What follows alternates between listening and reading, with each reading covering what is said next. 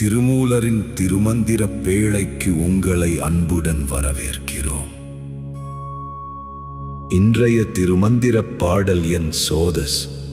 சிவன் சக்தி ஒற்றுமை, அர்த்தநாரீஸ்வர தத்துவம் மற்றும் பக்தியின் உண்மையான நோக்கமான குணமாற்றத்தை பற்றி விளக்குகிறது. முதலில் பாடலை கேட்போம்.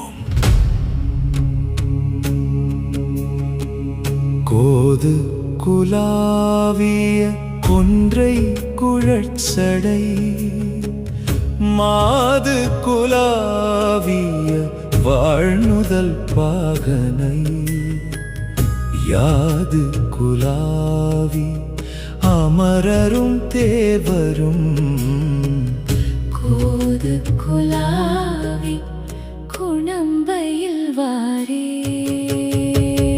கோது குலாவிய கொன்றை குழற்சடை, மாது குலாவிய வாழ்நுதல் பாகனை, யாது குலாவி அமரரும் தேவரும், கோது குலாவி குணம்பையில் வாரே.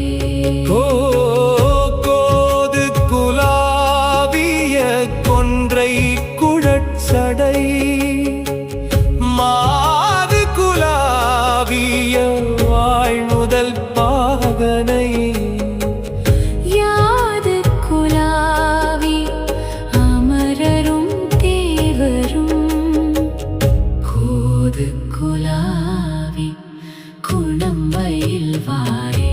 திருமந்திரம் பாடல் சோடை வரி வரி விளக்கம். கோது குலாவிய கொன்றை குழற்சடை. இறைவன் தன் சடைமுடியில் கொன்றை பூமாலை அணிந்திருக்கிறான். இறைவன் உலகியல் அழகை துறந்தவர் மட்டுமல்ல, அவர் துறவின் உச்சத்தில் இருந்தும் தெய்வீக அழகை தழுவியவர். கொன்றை என்பது அழகு மற்றும் துறவு இரண்டின் இணைப்பு. இது சிவனின் அருட்குணம் மற்றும் அழகியல் இரண்டையும் காட்டுகிறது. அவர் உலகியல் அழகை துறந்தவராக இருந்தும் அருளின் அழகை தன்னகத்தே கொண்டிருக்கிறார். மாது குலாவிய வாழ்நுதல் பாகனை, அவர் தன் இடது பாகத்தில் உமாதேவியை இணைத்து வைத்திருக்கும் அர்த்தநாரீஸ்வர வடிவம்.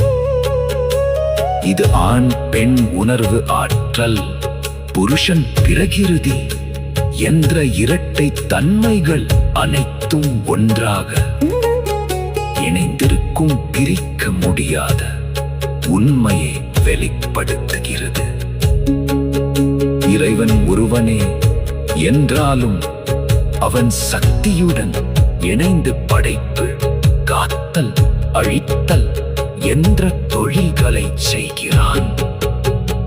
யாது குலாவி அமரரும் தேவரும், தேவர்களும் அமரர்களும் எந்த வழியில், எந்த வடிவத்தில், எந்த முறையில் வழிபட்டாலும் இங்கு திருமூலர் மிக முக்கியமான கருத்தை சொல்கிறார்.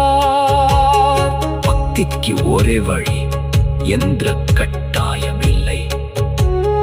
ஒவ்வொருவரும் தங்கள் இயல்புக்கேற்ப, தங்கள் உணர்வுக்கேற்ப இறைவனை அணுகலாம். இது பன்முக பக்தியை வலியுறுத்துகிறது. கோது குலாவி குணம்பையில் வாரே. அவர்கள் எப்படி வழிபட்டாலும் அந்த பக்தியின் மூலம் நல்ல குணங்களை வளர்த்துக் கொள்வார்கள்.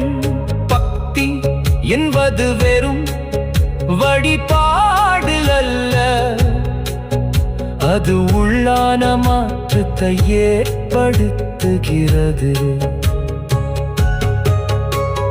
தேவர்கள் போன்ற உயர் நிலையில் இருப்பவர்கள் கூட இறைவனை வழிபடுவதால் கருணை, ஒருமை, ஞானம் போன்ற தெய்வீக குணங்களை பெறுகிறார்கள்.